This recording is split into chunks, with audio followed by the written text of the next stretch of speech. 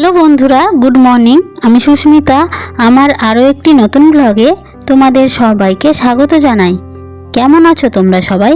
আশা করি তোমরা সবাই খুব ভালো আছো। আমরাও খুব ভালো আছি। আমি ভোরবেলা থেকেই ব্লগটা শুরু করছি বন্ধুরা। তো দেখতেই পাচ্ছ ব্যাগ প্যাকিং হয়ে গেছে আর আমি রেডিও হয়ে পড়েছি। তো ভোর 5:30 বাজে। তো আমরা সকলে রেডি হয়ে এখন একটা টোটো রিজার্ভ করে রেখেছিলাম আগের দিনই, তো সেটাই চলে এসেছে আর আমরা সকলে উঠে পড়েছি টোটোতে। তো এখন যাওয়া যাক স্টেশনের দিকে। আর এই তো আমরা স্টেশনে পৌঁছেও গেছি। তো তোমরা বুঝতেই পারছো স্টেশনে এসেছি মানেই হলো আমরা কোথাও ঘুরতে যাচ্ছি। তো কোথায় ঘুরতে যাচ্ছি বলো তো বন্ধুরা? আজকে আমরা মায়াপুরের উদ্দেশ্যে রওনা দিচ্ছি। তো ভোরবেলাতেই 6:10-এ ট্রেন আছে, তো সেই ইন্টারসিটি ধরেই আমরা যাব। তো এই তো দেখো আমরা ট্রেনে উঠেও পড়েছি আর আমরা নিজের নিজের জায়গায় বসে পড়েছি। তো সকলেরই পাশাপাশি সিট পড়েছে। এই তো আমরা সকলেই খুব খুশি, ভীষণ খুশি বন্ধুরা। দেখতেই পাচ্ছ আমাদের মুখগুলো দেখে। আর ছোট্ট সোনাও এত ভোরবেলায় ঘুম থেকে উঠেছে। ওকে তো 5টার সময় আমি ঘুম থেকে তুলে একটু ছাতুও খাইয়ে দিয়েছি। আর এই তো তারপরেই চলে এসেছি এখানে ট্রেনের মধ্যে বসে। ও একটু মুখের অঙ্গভঙ্গি করছে। আর এটা হলো ছোট্ট সোনার প্রথমবার ট্রেনে চড়া।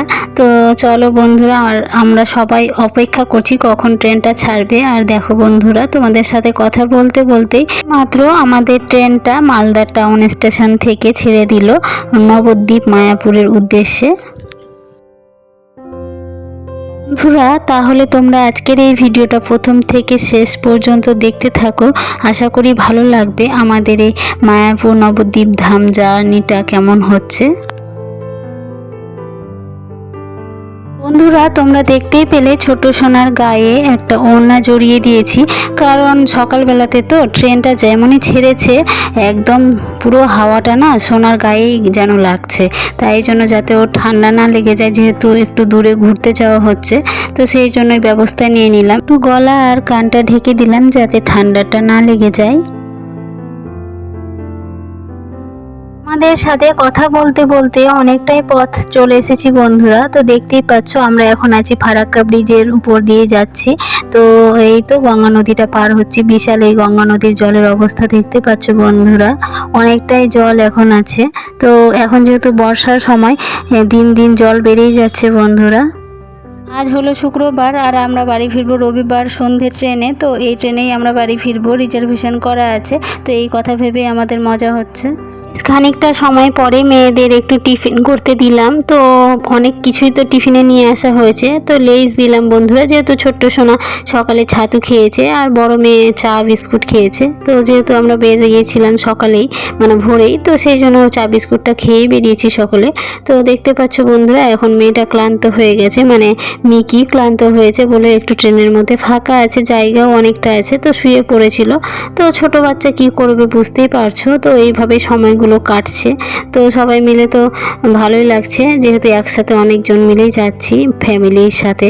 এখানে আমার ছোট ভাই চাকরি করে, তাই জন্য ও আমাদের সাথে দেখা করে নিল। এই তো বন্ধুরা, ফাইনালি আমরা নবদ্বীপ ধাম স্টেশনে চলে এসেছি। তো ট্রেন থেকে নেমেও পড়েছি। তারপর আমরা স্টেশন থেকে বেরিয়ে পড়লাম বাইরে। তো এইখানে এসে একটা টোটো ধরে নিলাম। তো আমরা এবার যাব মায়াপুরের উদ্দেশ্যে। তো দেখতেই পাচ্ছ নদী ঘাট অবধি যেতে হবে টোটোতে। তো চলো আমাদের সঙ্গে সঙ্গে তোমরাও চলো, দেখে নাও মায়াপুর। থেকে নেমে পড়েছি আর এই তো নদীঘাটে চলে এসেছি। তো এবার টিকিট কাউন্টারে টিকিট কেটে নিলাম লঞ্চে ওঠার জন্য। আর এই তো নদীঘাটে এসেই এবার লঞ্চে উঠে পড়ছি। তো চলো এবার নদীটা পার হয়ে যাই। আর দেরি করলে এই লঞ্চটাতে আর উঠতে পারতাম না বন্ধুরা। তো আমাদের ওঠার সাথে সাথেই সঙ্গে সঙ্গে লঞ্চটা ছেড়ে দিয়েছে। আর এই তো দেখতেই পাচ্ছ আমরা মাঝ নদীতে চলেও এসেছি। তো ভাগীরথী নদীতে জল কতটা বন্ধুরা দেখতেই পাচ্ছ, আর জলটা কতটা স্বচ্ছ। তো এরপরে আমরা তো জলঙ্গ নদীতে চলে এলাম। তো জলঙ্গ নদী পার করেও চলে এসেছি। জলের কালারটা দেখে বুঝতে পারলে কোনটা কোন নদী। তারপর আমরা সবাই মিলে লাগেজগুলো নিয়ে নিলাম আর একটুখানি হেঁটে গিয়ে আবারও টোটোতে উঠে পড়লাম। তো এবার ফাইনালি যাচ্ছি বন্ধুরা মায়াপুরের মন্দিরের ভেতরে। তো চলো যাওয়া যাক, আর কিছুক্ষণের অপেক্ষা মাত্র।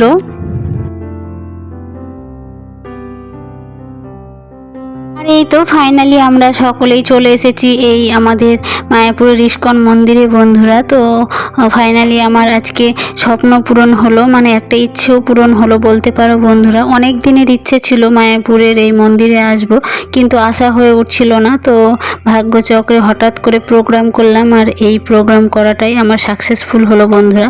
তো চলো এবার মন্দিরের ভেতরে চলে এসেছি। তো প্রথমেই তো তোমাদের দেখিয়ে দিলাম গদা ভবনে আমরা এখন যাচ্ছি।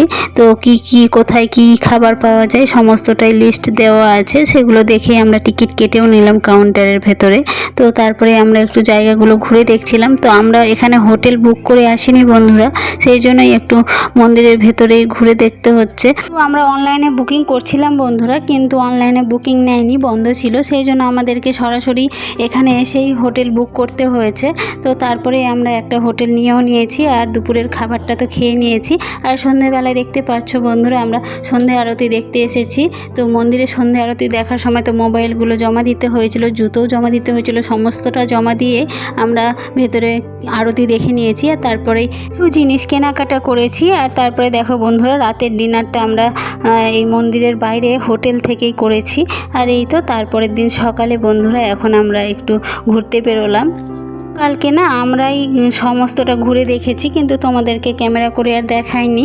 তো আজকে দেখো বন্ধুরা সকাল সকাল বেরিয়ে পড়লাম, তো তোমাদেরকে সমস্তটাই দেখিয়ে দিচ্ছি। আর সকালবেলায় আমরা যে হোটেল রুমে ছিলাম তো সেই রুমটাও ছেড়ে দিলাম।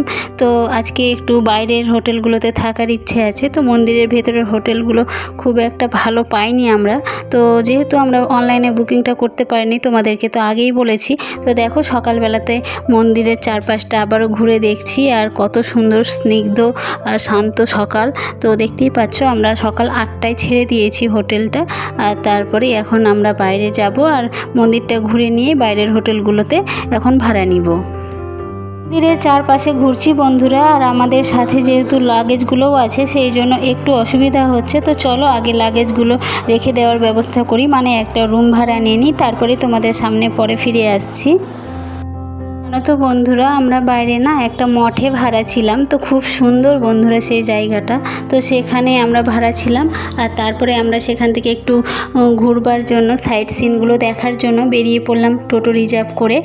আমরা এখন শ্রী চৈতন্য মহাপ্রভুর জন্মস্থান, পরে শ্রী চৈতন্য মহাপ্রভুর লীলা প্রদর্শনী, তারপরে দেখলাম শ্রী শ্যামকুণ্ডের জল মাথায় দিলাম।